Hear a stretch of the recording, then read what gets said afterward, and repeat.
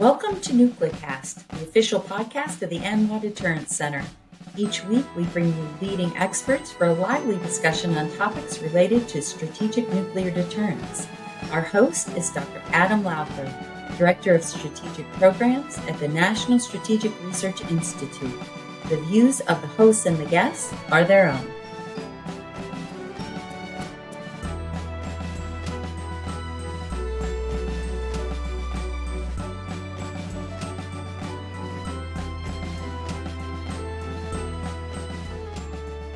Welcome back to another great episode of NucleCast. Of course, as always, I am Adam Lowther.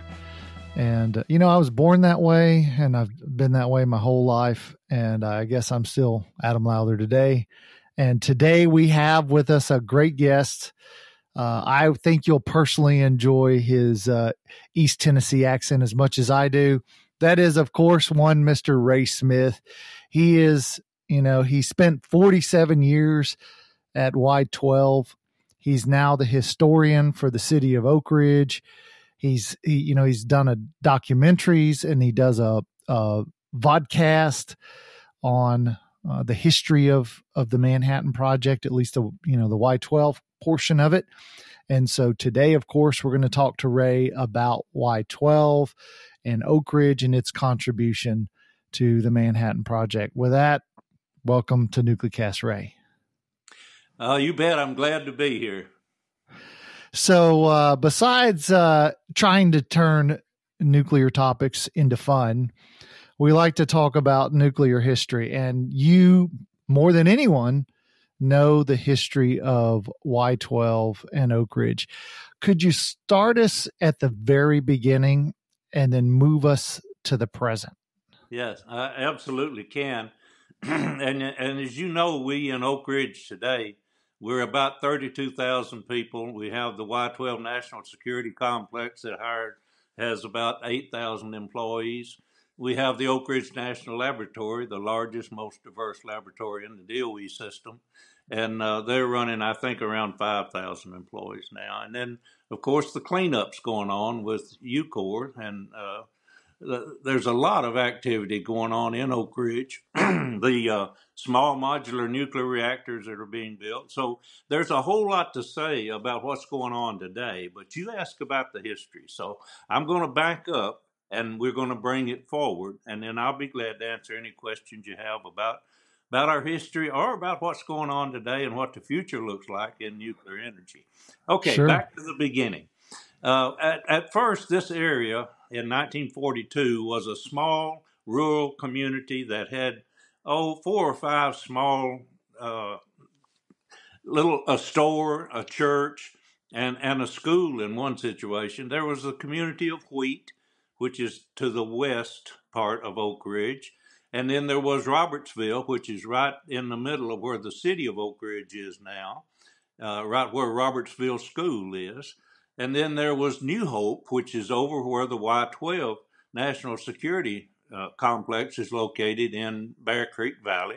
And there was New Bethel, which is down in Bethel Valley where the Oak Ridge National Laboratory is today. So these little communities were here and had been here literally, in some cases, over 100 years. So in the late 1700s, the white settlers started coming into this area. And their families had pretty much been here for that period of time. But in 1942, they started looking for an area that might be available for this new uranium thing that was being defined. They didn't know what it was at the point, but they knew they were going to need some fairly large pieces of ground to do it.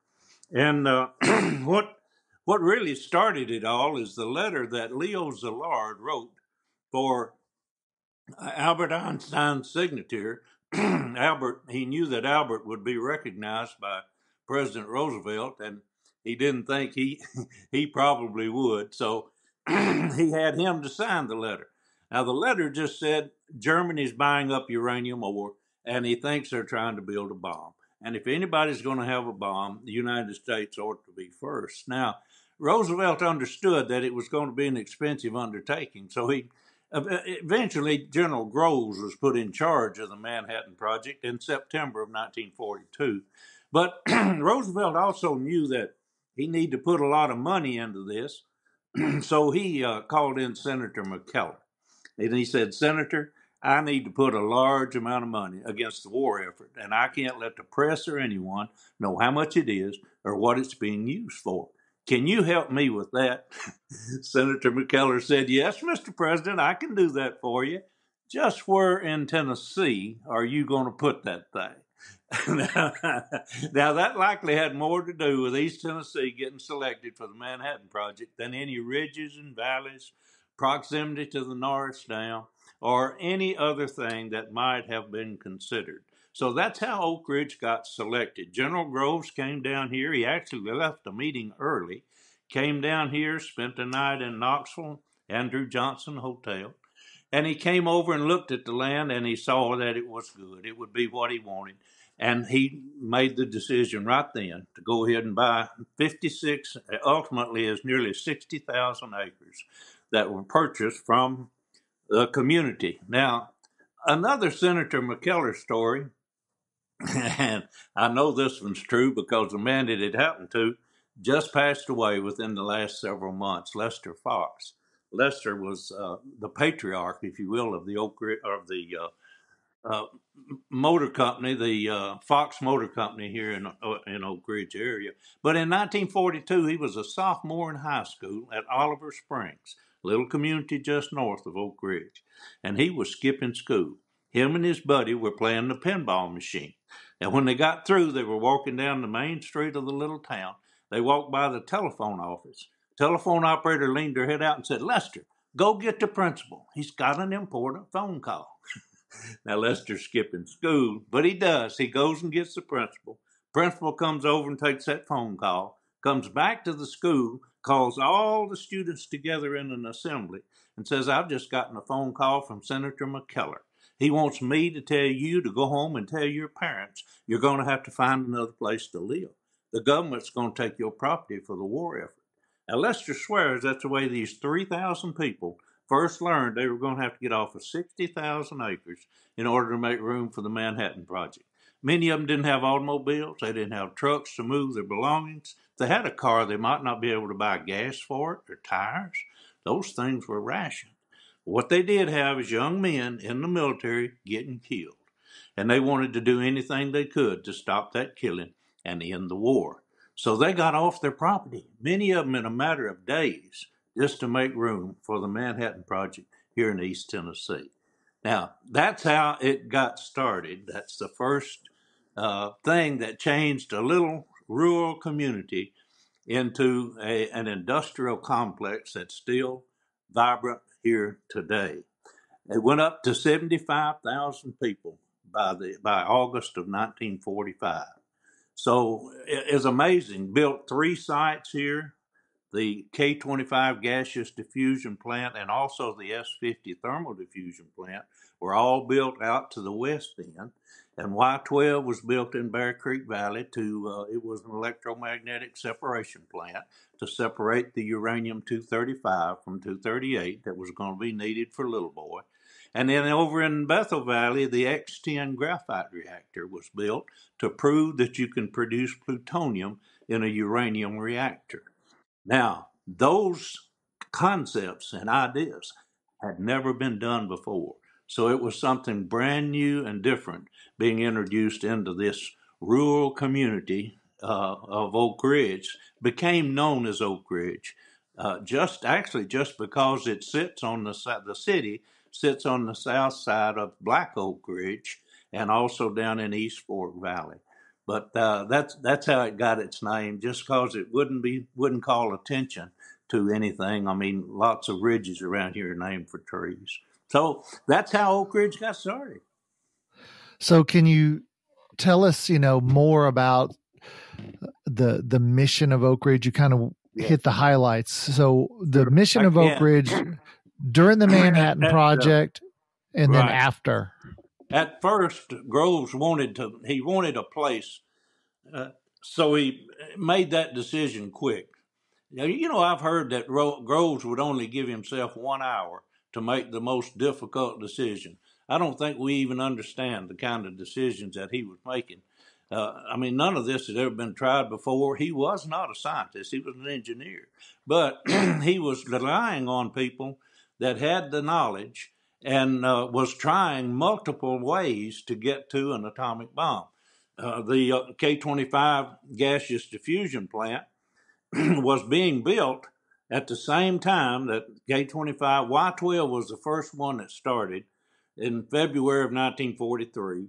And then also in February of 1943, the X-10 graphite reactor was started, and it became, 9 months later, in November, it was operational, and they got the first sample of plutonium out of that uranium reactor.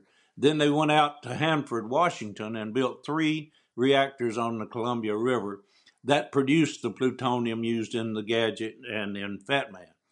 The primary mission for Oak Ridge was uranium. In 1,000 pounds of uranium ore, there's only 7 pounds of uranium-235. Now, U-235 is what you need to make an atomic bomb. So they needed to separate that material. And Ernest Lawrence had invented this thing they called a calytron. Stands for California University Cyclotron. And it was built to physically separate isotopes by their mass or by their weight. Now, I'm going to show you real simple a concept that will help you to grasp how a calytron works. No moving parts, 2 very large magnets with a vacuum chamber in between. Now think with me a minute. If I had 2 rubber bands hanging down from my hand, I put a golf ball on one and a ping pong ball on the other, and then I spun them real quick for a half a turn, that golf ball would stretch that rubber band further than the ping pong ball, and I would get 2 arcs. The same thing happens with uranium-235 and 238. If you put them in between those magnets, send that material in the bottom, the magnets cause it to bend, and when it bends, centrifugal force will make the 238 make a slightly larger arc than the 235. So you can catch that 235 up at the top. Now that's exactly how a calytron works. The only problem is, remember, 1,000 pounds only has 7 pounds of 235. So they had to separate a lot of material. They built 1,152 calytrons, put them in 9 large buildings at Y-12 in Bear Creek Valley, and they had 22,482 people working in Y-12 alone in August of 1945, separating that material that was used in Little Boy that was dropped on Hiroshima on August the 6th, 1945. Now, the K-25 gaseous diffusion process operated differently. The way it operated is in a space the size of my thumbnail, there would be, in this barrier material, there'd be 1 billion holes, all same size, equally spaced, and that 235, being 3 neutrons lighter than the 238, would go through those holes just a little easier, a little faster than the 238. So if you did that 3,000 times, you'd begin to build up a higher percentage of 235. That's why they called it enriching 235. And the K-25 building was 1 mile long, half a mile on each wing, under 44 acres of ground, largest building in the world at the time, under one roof. And they were getting it started, but they didn't have that barrier material ready yet. And Robert Oppenheimer learned that the Navy was experimenting with thermal diffusion. Now, the most difficult part of getting that uranium-235 enriched or separated is that first percentage, to get it from 0.7% up to 1, 2, or 3%. But the thermal diffusion could do that for them. So they had the world's largest steam plant out at the K-25 site to produce electricity for the 3,000 pumps and motors that were going to be running when that process came online. But the barrier wasn't ready yet. So Oppenheimer told Groves, you need to build a thermal diffusion plant, build it right there by that steam plant, and let's feed that material into those calytrons. So Groves went to the contractor and he said, I need to build a thermal diffusion plant. I need it built right beside this steam plant, and I need it in 90 days. The contractor said, that's impossible. It can't be done. Groves looked him in the eye and said, you've got 80 days. They built it in 76 days, operated it for about 3 months. And by feeding that material, that slightly enriched material, into the Y-12 beta cations, there were 2 stages of the cations, alphas and betas. And then next, they fed it into the K25 gaseous diffusion, and then fed that gaseous diffusion output into the beta cations at Y-12. And then by around June, last part of June and July of 1945, they were able to provide enough material for Little Boy, the first atomic bomb ever used in warfare. Now, just one more little side thought. The way they transported that material, that uranium, from Oak Ridge to Los Alamos, is they would put it in small gold-lined coffee cup-sized containers, a powder now, and put it inside a briefcase, lock it up, strap it to an Army lieutenant's arm, dress him up to look like a salesman, put him on a passenger train up through Chicago, and there they would meet another lieutenant. They'd transfer the package over, and he'd take it out to Los Alamos. Remember, Groves wanted things compartmentalized, so the people in Oak Ridge, they didn't know where it was going. They just knew they took it to Chicago. People in Chicago didn't know where it came from. They knew they were taking it to Los Alamos. But that's how the uranium for Little Boy got transported from Y-12 here in Oak Ridge to Los Alamos. Well, that's an interesting story. Well, unfortunately, we're at the time where we got to take a quick break. Now, when we come back, we'll continue with Ray Smith. We're talking about the history of Y-12 and Oak Ridge, and we'll be right back.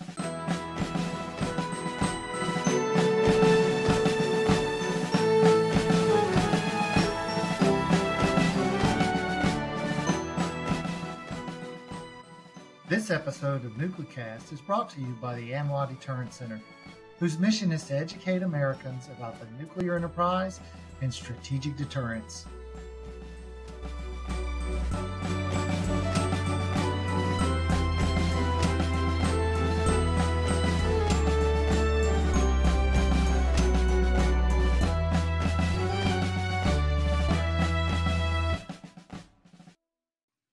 And we're back, and we're talking to Ray Smith. So, Ray, you were telling us the history. The question I had, so where was the uranium mined, and how was it brought to Y-12? That's an excellent question. There's a man who owned the mines in the Belgian Congo. His name is spelled Sengier, and I'm not sure how to pronounce it. I'm an old Southern boy, and I mispronounce most everything. Sergei may be his name. I don't know. But at any rate, he knew that Germany, in the late 1930s, he saw that Germany was buying his uranium ore, and he stopped selling it to them. For 2 years, he packaged that ore up and sent it by ship to New York City and put it in a warehouse on Staten Island. Now, in 1942, November 1942, that last part of the year, actually September, when General Groves got put in charge of the Manhattan Project, Colonel Nichols was second in command to Groves at the time. And Colonel Nichols went to Sergei and said, look, you've got some uranium mines, and we need some ore. He says, I knew you were going to need it. I've already brought it to you. It's in a warehouse on Staten Island. Now, one man decided that the United States would get his uranium and Germany would not. Think about it. History may turn on just such single decisions of individuals. And the unique thing about that ore that we have today coming out of Colorado or up in Canada, at best, that is about 1% uranium, very low in uranium content. Some of the ore coming out of the Belgian Congo was as high as 60% wow. uranium. Very rich ore. And again, one man decided Germany should not have his uranium and the United States should. So that's how the uranium got to the United States. And it, of course, was processed and purified, and then the uranium was sent to Oak Ridge and went through the calutrons and the gaseous diffusion processes here in Oak Ridge to produce the 235 that was needed for Little Boy. So as we, the war's over, we've won the war. How does that change what goes on at Oak Ridge? Well, the interesting thing is there are two things that happened quickly. Three. The third one is the Cold War started, and that meant that we needed more atomic bombs. And the K-25 process, by December of 1946, it was able to produce weapons grade without the need for the Y-12 calutrons. So there's 9 buildings, 1,152 calutrons that are no longer needed. So they started pulling them out. And oh, by the way, there was a shortage of copper during the Manhattan Project, so they borrowed 14,700 tons of silver and brought it down and put it in the calutrons at Y-12 as electrical conductors. Colonel Nichols, again, went to Undersecretary Bell in the Treasury Department and said, look, there's a shortage of copper. We need some silver. It's a good electrical conductor. We need it to use for the war effort, and we need several thousand tons. Undersecretary Bell said, Colonel, you don't understand. Here at the Treasury Department, we don't think of silver in terms of tons. We think of it in terms of troy ounces. Colonel Nichols figured on the back of his envelope and said, well, I need about 300 million troy ounces. What he got was 14,700 tons of silver brought to Y-12 and made into electrical conductors, coils for those magnets that were used in the calutrons. But again, by December of 1946, those calutrons weren't needed, so they pulled them out, took the silver back to the Treasury Department, but they kept them in 2 buildings. They kept them in building 9731, where, oh, by the way, today the world's only alpha calutron magnets are in building 9731 at Y-12, which is part of the Manhattan Project National Historical Park. And also they kept them in building 9204-3, Beta 3. There's 2 racetracks of beta calutrons there that were used up until 1998 to separate all of the isotopes on the elements in the periodic table. And some of them went over to the graphite reactor where they were made radioactive and used to produce nuclear medicine. So we've got Y-12 with buildings empty except for 2 buildings. And then we've got the X-10 graphite reactor. Again, it's beginning to be used for medical isotopes. And there is a man named William Pollard, who was a professor at the University of Tennessee. He saw the value of that X-10 graphite reactor. And at the time, right after the war, they were beginning to build and designate certain research facilities as national laboratories. They did it, one in Chicago, in New York, out in California. So he said, let's make this X-10 graphite reactor a national laboratory. Now remember, this is in the South. It's in a rural area. It's not Chicago, New York, California. It was a struggle for him to convince the politicians that that should be done. He got 14 Southern universities to join a consortium where they made the recommendation that universities could use this research reactor if the government would keep it. And they did. By 1948, they redesignated the what was then the Clinton Laboratories and named it the Oak Ridge National Laboratory. And it has grown tremendously over the years. Has the world's most powerful supercomputer, Frontier, fastest computer in the world.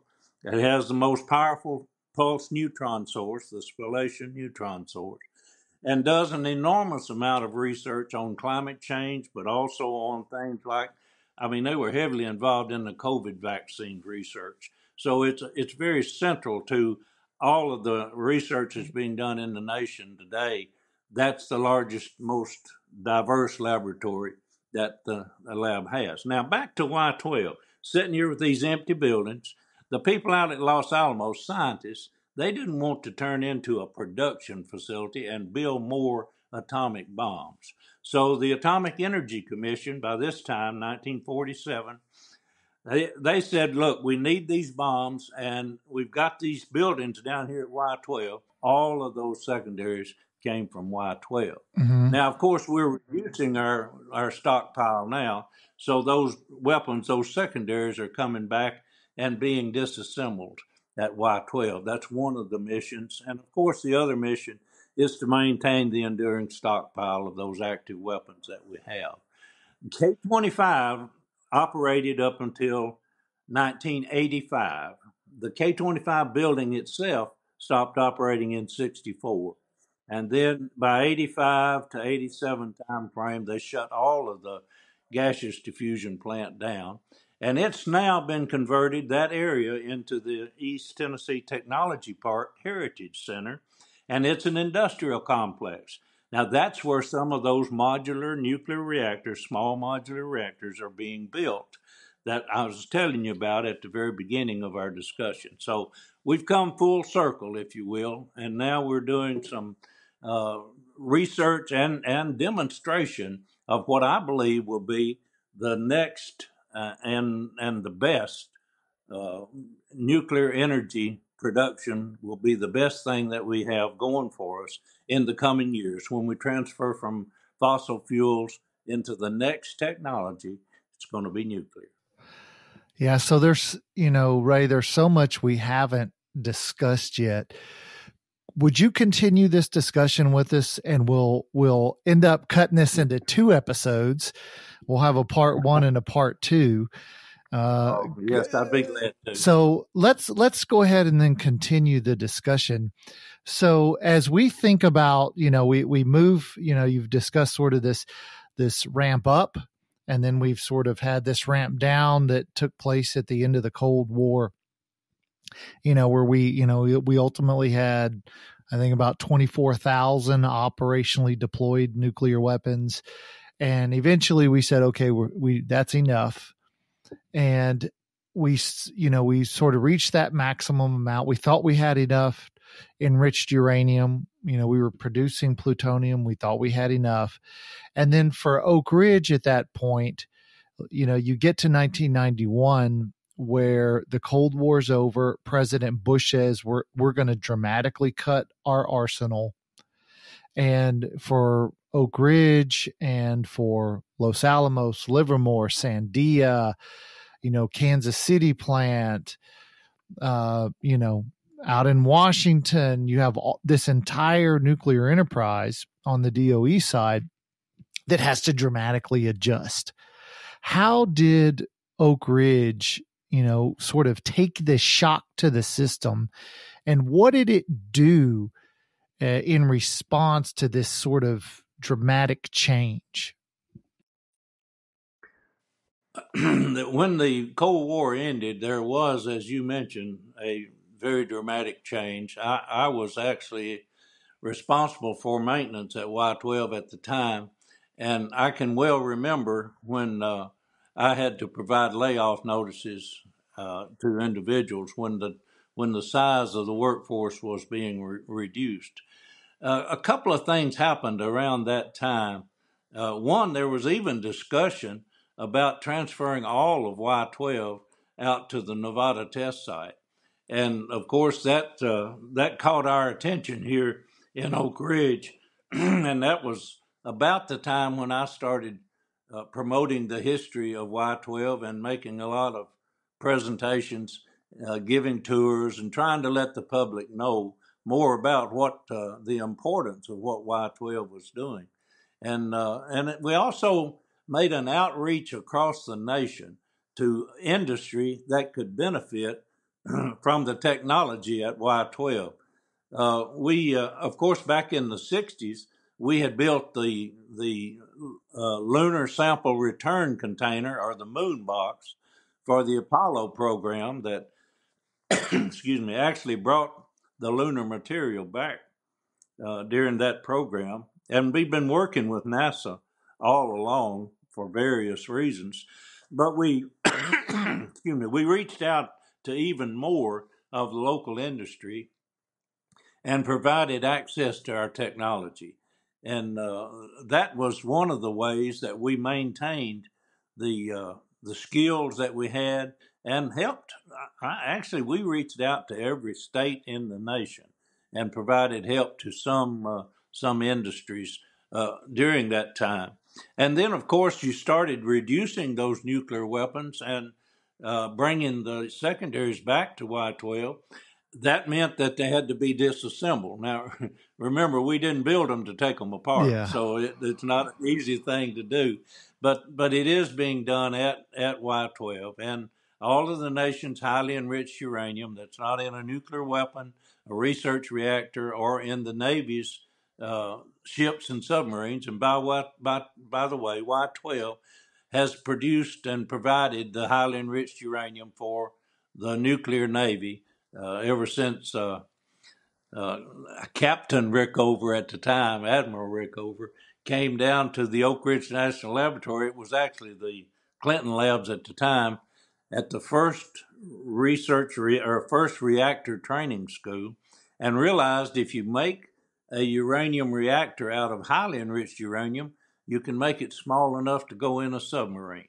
And that's how the nuclear Navy got its start.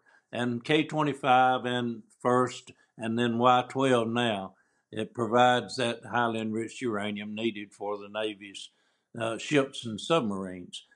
K-25 had produced the highly enriched uranium for weapons up until 1964. And now we've just been recycling that highly enriched uranium ever since. And of course, by taking the nuclear weapons apart, that material comes out and can be reused as necessary. So the impact of the ending of the Cold War was felt here in Oak Ridge for sure. But I think the adapted methods of providing the skills and the technology that other people could use that had been developed here for nuclear weapons was a good way to transition through that. And now the missions of Y-12, as I said, there are 8,000 people working out there. So the missions are strong and continuing, and there's a good future ahead for Oak Ridge, both in the National Lab and the Y-12, as well as other industry that are coming into the city. The small modular reactors being built by Kairos Power, which out at what was the old K-33 gaseous diffusion building site. So that industrial complex is being converted from the gaseous diffusion plant into new technologies, some of them nuclear, some of them nuclear medicine, and others that are coming to the area. Well, normally we would end the show, so because we're at that time where we're out of time. But I'm going to ask you to hang on with me. We'll end this show, and then we'll go ahead and record part 2. But for you, the listeners, we're going to go ahead and end part 1. And of course, I've got you on the hook at this point, and you're interested. And so I want to thank Ray, of course, for being with us today. And I want to thank you, the listeners, for joining us on this episode of Nuclecast. And be prepared, because we're going to have a part 2. So thanks for joining us, and listen to part 2. Well, we had 2 episodes of Ray Smith. When we originally went into it, it was going to be just 1 episode, but Ray was such a good storyteller, and he had so much to tell.